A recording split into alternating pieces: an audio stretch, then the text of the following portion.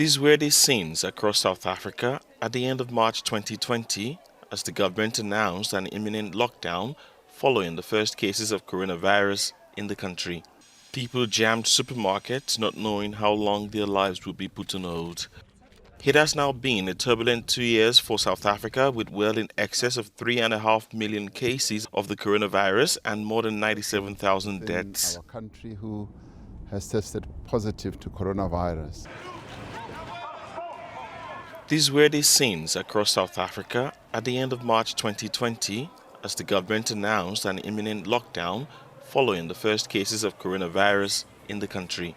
Roads out of the city saw miles of jams as drivers were forced to stop for screening tests. The first patient was a 38-year-old man who had returned from a visit to Italy with his family on March 1. He'd gone to see a doctor 2 days later after developing symptoms. The lockdown in the country started on the 27th of March 2020.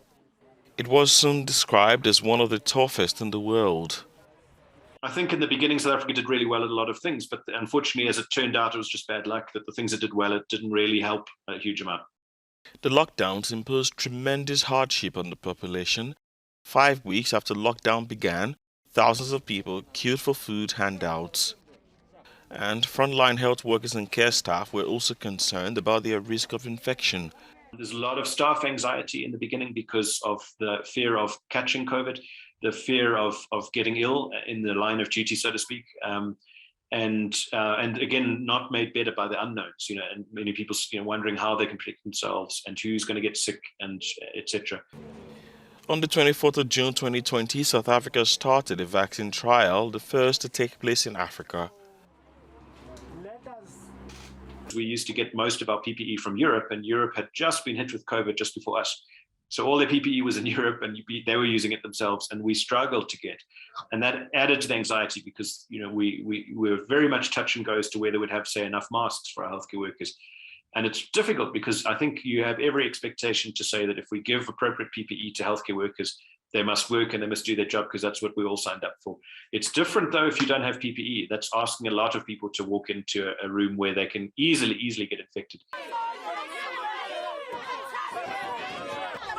COVID-19 restrictions put more people out of work in the country that already had a high unemployment rate and millions of people living in poverty.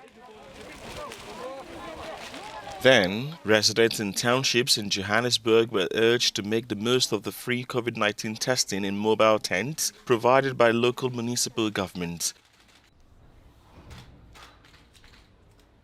Had we had more people vaccinated by the third wave, for example, we would have saved a lot of lives.